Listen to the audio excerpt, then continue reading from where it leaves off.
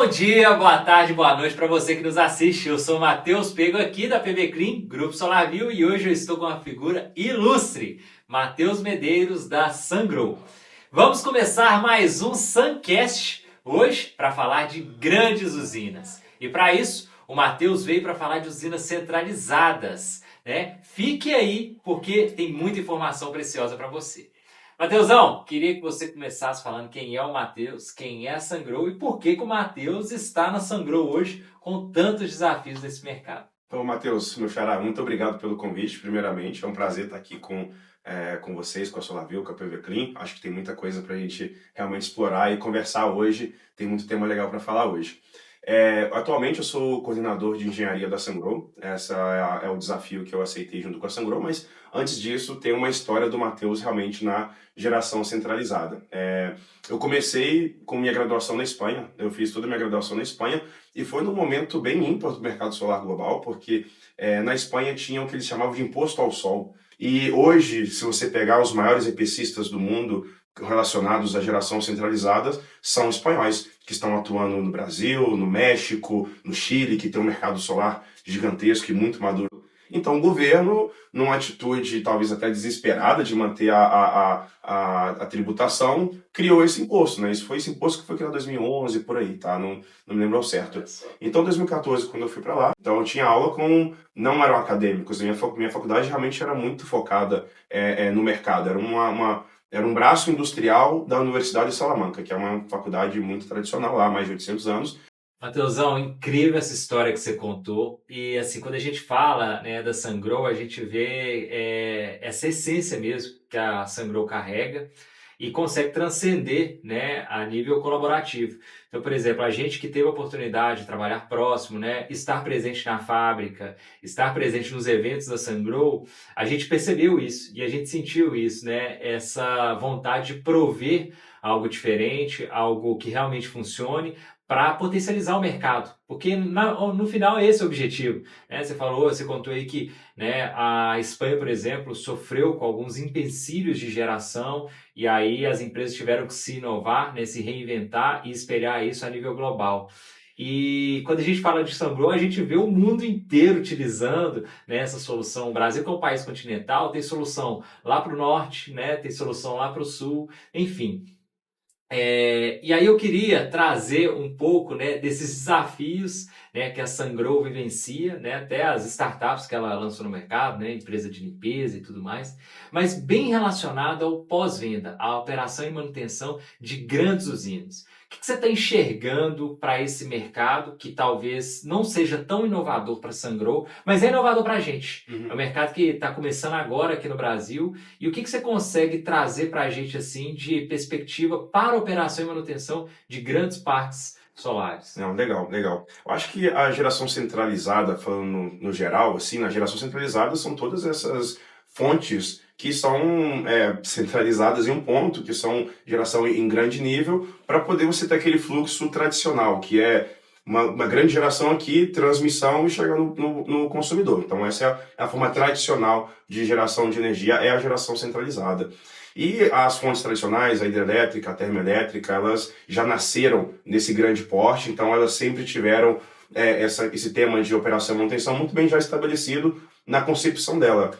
A geração centralizada fotovoltaica, ela já veio do contrário, ela nasceu no pequeno e foi crescendo. E tomou as proporções que ela tomou hoje. Então, a tecnologia fotovoltaica é a mesma do que você aplica na casa, é a mesma tecnologia fotovoltaica que você aplica numa planta de 2.000 hectares. A tecnologia é a mesma, mas aí você falou um ponto muito importante. Os desafios são outros, as distâncias são outras, a localização é outra. Então você vai adicionando alguns desafios sobre essa mesma tecnologia, num ambiente que já, de geração centralizada, que já é um ambiente muito maduro, muito profissional, no sentido de que é necessária uma confiabilidade tremenda. Você tem um operador nacional do sistema que ele está de olho em você o dia inteiro. Aqui você, em GD, né, você conecta, você tem os padrões e a sua usina vai rodando. Numa geração centralizada, você tem o operador nacional do sistema 100% do tempo fazendo uma gestão D-1. Ele te liga hoje e fala, amanhã eu quero que você gere tanto, amanhã você vai ter tanto de corte. Então você tem que ter um cuidado muito grande com a operação e manutenção, que se você não tiver tudo Nos conformes, tudo bonitinho, você vai ter problemas de fazer frente aos seus contratos, porque você tem uma gestão diária numa plano de geração centralizada. Então, uma coisa que eu vejo assim, de que para superar esses desafios é ter um monitoramento muito afiado, é você estar ali, você ter uma visibilidade dos seus ativos muito grande para você tem que partir para a preditiva, você não pode esperar ter alguma coisa falhar para você corrigir. Então, a preditiva, eu acho que a manutenção preditiva é o que tem mais possibilidade, mais de oportunidade numa plano de geração centralizada, tá? Então, você, claro, as preventivas que o fabricante vai te recomendar, etc., mas a preditiva eu acho que é onde que nos próximos anos a gente pode ter uma possibilidade muito grande e que vai ajudar muito essa operação dessas plantas para você fazer frente com as suas obrigações comerciais, que você tem um contrato de um PPA assinado, um contrato de energia assinado com um cliente final diretamente, então você tem que ter essa garantia de geração de energia, e você tem o outro órgão que é o operador do sistema, que você tem que garantir a questão de confiabilidade, você tem que garantir a tensão que eu estou colocando ali, um controle de frequência muitas vezes, então assim, tem esses desafios que você tem que estar preparado para fazer frente. E se a sua planta não estiver operando nos conformes, você vai ter dificuldade. Quando a gente fala de geração centralizada, normalmente são leilões de energia para essas usinas. Para você que tá vendo o nosso podcast aqui, pessoal, tem usina aí de 1 milhão de painéis, né? E tem muita gente que pergunta, para onde que vai essa energia? Onde que é derivado isso, né? Não é aquela usina de investimento, sabe? Aquela fazenda solar, né? Na qual tem vários cotistas ali que estão gerando e dando desconto na conta. Não é essa usina. Matheus, se puder explicar para a gente por que surge uma usina dessa proporção, para onde que vai essa energia, eu acho que seria legal. Claro. Então, eu vou dar um passinho atrás aqui e a gente vai falar de 2 ambientes de contratação na geração centralizada, que é o ambiente regulado, que é o que você falou dos leilões. Então, tem um leilão de energia de grandes volumes, que é para atender o sistema interligado nacional. Então, vou conectar essas usinas para ter um suporte de energia a nível nacional. Tá? Então, esse aí são através dos leilões. Tem as grandes empresas de energia do mundo participam, tá? São empresas de energia a nível global que participam. E você tem um ambiente de contratação livre, que é um contrato bilateral entre 2 empresas. Então, por exemplo, um grande consumidor de energia, uma usina, uma cearia, uma mineradora, um grande consumidor de uma indústria pesada, tá? Que muitas das vezes não está comprando da concessionária de energia. Não, exatamente. Já está no ambiente livre. No ambiente livre para buscar melhores preços e maior estabilidade, porque quando você compra a energia livre, você vê, às vezes você tem bandeira vermelha. Uma empresa desse porte, ela não pode estar à mercê do se vai chover ou não vai chover para ter o preço de energia, entendeu? Então, você faz um contrato que eles chamam de o PPA, né, que é a compra de energia a longo prazo, que você vai fazer um contrato de 10 anos. Olha, durante 10 anos eu vou te pagar tanto de energia, por essa energia. E aí, com esse contrato, eu vou viabilizar uma planta para ter aquela potência média anual. Então, aí que são as maioria das plantas de fotovoltaicas tem nascido assim, porque desde 2020, 2021, a fotovoltaica é a fonte mais barata de construir de geração centralizada. Então, se eu sou uma empresa de energia, eu fiz um contrato para te vender energia, eu vou buscar a fonte mais barata para produzir. E desde 2020 e 2021, a geração centralizada fotovoltaica é a mais barata. Mais que eólica, mais que a termoelétrica, mais que qualquer uma das outras, né? Então, por isso que a fotovoltaica de geração centralizada cresceu muito no Brasil nos últimos 4 anos. A gente está falando aí que, em operação, no começo do ano, a gente estava em 14 gigawatts de operação de geração centralizada. Agora já estamos com 18. Foram 4 gigawatts inseridos em 15 plantas. Imagina quanta energia cada uma dessas plantas. Se a gente parar para avaliar, né, 14 GB, que foi a proposta, se não me engano, para Belo Monte, demorou praticamente 10 anos, né? Exatamente. E somente 1/3 entrou em operação. Exatamente. Né? A gente está falando de 14 gigas no solar, que foi, né, em questão de 5 anos, você tem 14 gigawatts, exatamente. Impressionante. Impressionante. Então, preço, velocidade de construção, tudo isso fez a geração centralizada fotovoltaica serem mais atrativas, né? Então, dentro desses contratos que você tem, que eu falei, você tem que fazer frente ao contrato de energia, era isso que eu me referia. Eu tenho um contrato com uma indústria de alumínio que eu tenho que fornecer durante 10 anos essa energia para eles. Então, tem que fazer frente a essa parte comercial, que é muito importante. Matheus, quero te fazer uma pergunta talvez um pouco polêmica.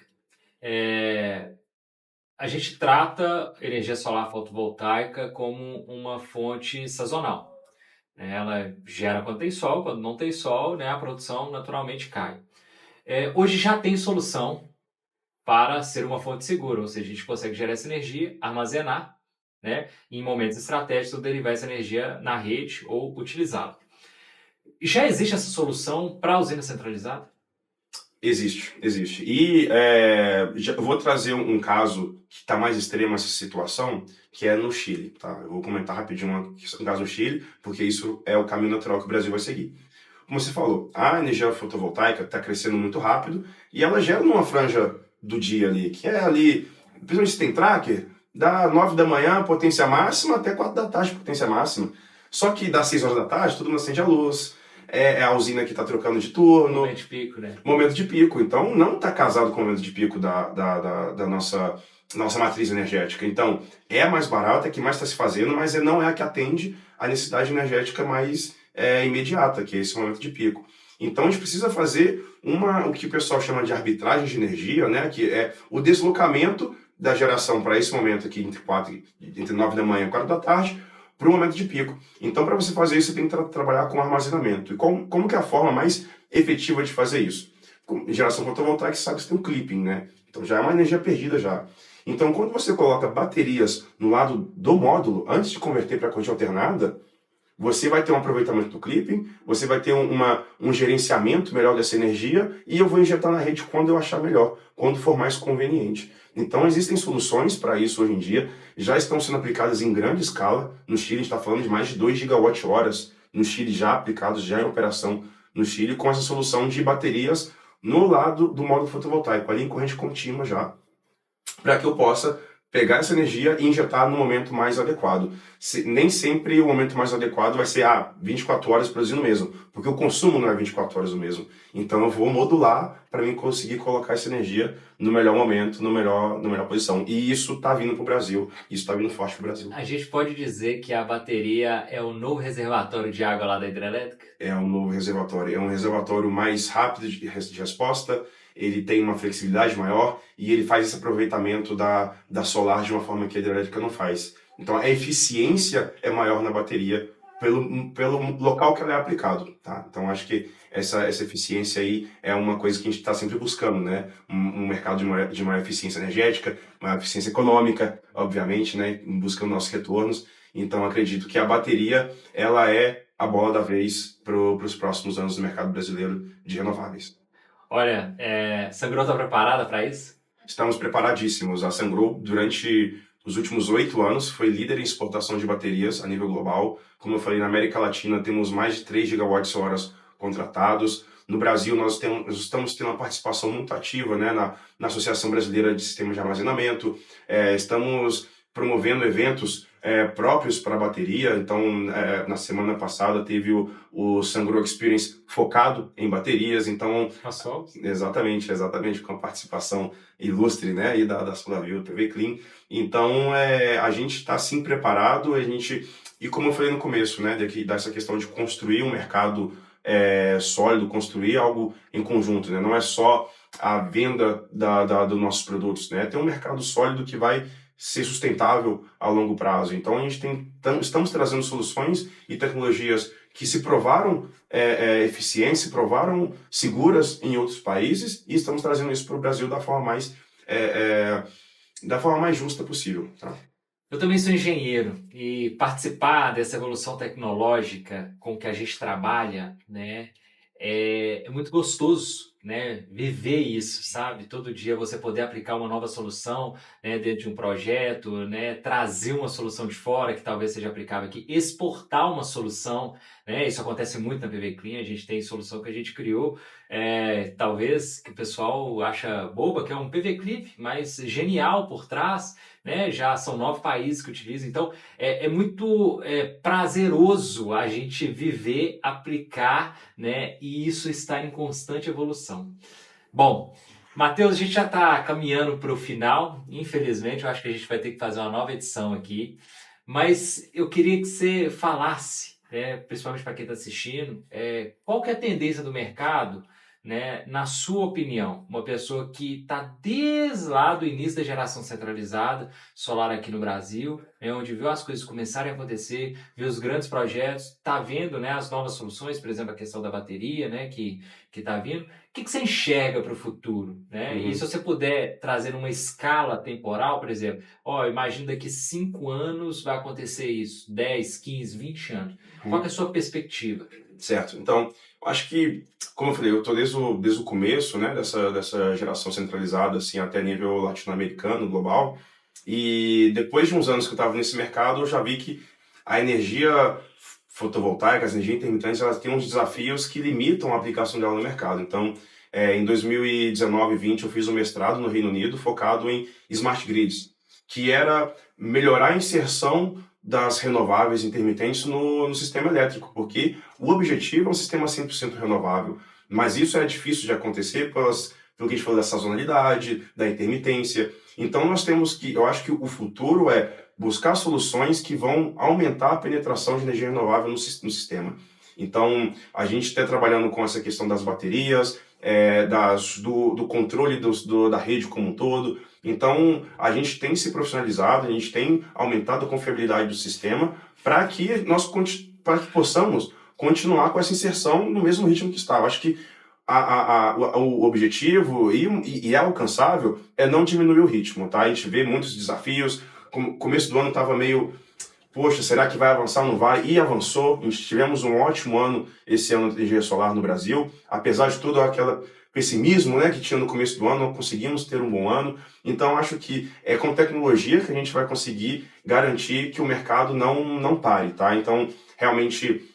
e outro detalhe que durante esse mestrado, que foi no Reino Unido, nós tínhamos 3 sistemas de referência, que era o sistema europeu, interligado, o sistema norte-americano, que tem ali as suas particularidades, e o sistema brasileiro. Então, assim, o sistema brasileiro é referência global. O sistema internacional, isso é um dos sistemas um dos maiores e mais confiáveis sistemas de transmissão de energia do mundo. Primeira linha de transmissão em corrente contínua de 800 kV, Brasil. Então, assim, a gente tem uma projeção internacional muito grande. A gente não está só esperando o de fora chegar e ajudar a gente. Não, nós estamos construindo um setor renovável, construindo um setor confiável, e eu acho que esse ritmo vai se manter. Falando em perspectiva aí, falando um pouquinho até, não me arriscando em números, porque são dados que vocês podem buscar pelo ONS, pela ANEEL, pela EPE, de como que a fotovoltaica vai continuar avançando no Brasil. Então, para os próximos 2, 3 anos, tem uma perspectiva de inserção de mais 5 gigas, pelo menos de geração centralizada. Então, assim, é um ritmo que, como eu falei, de manter esse ritmo de crescimento. E nesse momento, esse ano, aconteceram diversos leilões de transmissão. Então, a matriz energética ela vai ter uma conexão melhor entre Nordeste e Sudeste, que vai permitir um maior escoamento de energia, e isso vai possibilitar ainda mais. Então, nessa visão curto e médio prazo é boa, e a visão longo prazo é melhor ainda, tá? Então, assim, eu não estou sendo somente otimista, é uma construção. Eu estou falando isso com base numa coisa que vem acontecendo já há muito tempo e tem sido feito de uma forma muito séria, por pessoas muito sérias. A ONS, a EPE, a ANEEL, eles têm conduzido um trabalho muito sério para manter o mercado de geração centralizado no Brasil com a referência que ele já é no mundo inteiro, tá? Muito bom. É muito bom escutar isso, porque para quem está no mercado e às vezes não consegue acompanhar essas notícias, né? Às vezes a gente está muito preso a notícias polêmicas, que o mercado vai acabar e tudo mais. E isso, às vezes, inibe a gente procurar novos projetos, novas soluções, novos mercados. Matheus esteve aqui hoje provando, né, que a energia solar ela vai crescer, ela vai, né, estar na matriz energética brasileira, vai estar crescendo, e isso é muito importante. Bom, chegamos em mais um podcast, mais um final, né, do nosso Suncast. Matheus, a hora é sua para fazer as considerações finais, tá? E se quiser mandar abraço, tá? Pode enviar. E se quiser mandar presentes também, pode mandar. Beleza. Bom, em primeiro lugar, Matheus, meu xará, agradecer a você pelo convite. Foi um prazer conversar aqui com vocês. Como você falou, a geração centralizada, ela fica às vezes muito nichada, você não conta muitas notícias sobre, fica meio nebuloso. Então, o meu convite é para você, ouvinte, até o mesmo desafio. Entra lá no site do ONS, entra no site da CCEE que você vai ver dados em tempo real, você vai ver o preço da energia oscilando, você vai conseguir vincular isso com período de chuva, você vai conseguir vincular isso com o nível do reservatório. Então, assim, são dados públicos, tá? De difícil acesso, que a mídia não gosta de transmitir, até não sei se por uma falta de conhecimento ou não, mas que você tem acesso, tá? Então, assim, a minha proposição final aqui é que conheçam mais esse mercado, tem informação pública disponível, que é um mercado que está crescendo, e principalmente para operação e manutenção, só vou terminar com um detalhe, que para você colocar um parque de GC de pé, 2 anos de desenvolvimento, entre contratações, subestação, etc. 2 anos. Só que vai operar por 25 anos. Tá? Então, tudo isso que eu falei que foi implementado nos últimos poucos anos são 25 anos de operação e é aí que vale. E é aí que você está gerando energia. Então tem bastante coisa para ser feita aí, tá? Justo. Obrigado, Matheusão. Foi um prazer, um privilégio falar contigo. Quem tiver curiosidade, acessa lá, não deixa de conferir a Bolsa de Valores do mercado de energia. Exatamente, não é exatamente. E corta. E agradeço a todo mundo que ficou aqui até o final. Finalizamos mais um Suncast. Valeu, galera. Obrigado, tchau, tchau.